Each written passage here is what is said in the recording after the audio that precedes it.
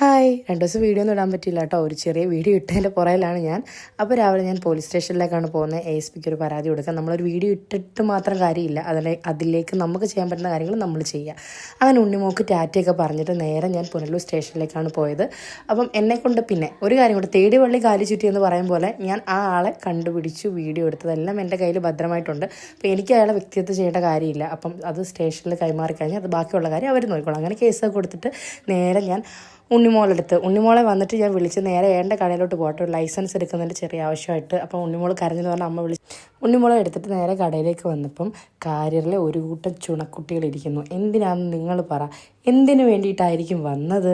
അതും ഒന്ന് പറഞ്ഞാൽ കൊള്ളാം. ഇപ്പം കാണിച്ചു തരാം ഞാൻ കേട്ടോ.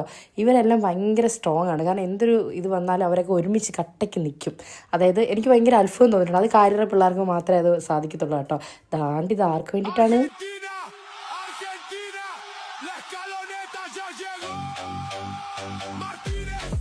അതെ, അർജൻറ്റീന ഫാൻസ് പിള്ളേരാണ് കേട്ടോ. ഇവിടെയുള്ളതാണ് കാര്യമുള്ളത്. അപ്പം ഇവരിപ്പോൾ ഓണം ആയിക്കോട്ടെ, പെരുന്നാളായിക്കോട്ടെ, ഇവരൊക്കെ ഭയങ്കര ഒത്തൊരുമയാണ് കേട്ടോ. അതൊക്കെ നമ്മളെല്ലാം കണ്ട് തന്നെ പഠിക്കണം. അടിപൊളിയാണ് കേട്ടോ. അതിൽ മെയിൻ ആളായിരിക്കുന്നത്. അപ്പം ഞാനും ഉണ്ണിമോളും ഏട്ടനും കൂടെ തിരിച്ച് വീട്ടിൽ വന്ന് സമയം ഒരുപാടായേ. അപ്പോൾ ഫുഡ് കഴിക്കാനായിട്ട് ഇറങ്ങിയത്. അപ്പോൾ ഇന്നത്തെ വീഡിയോ ഇത്രയേ ഉള്ളൂ. Tata, bye bye.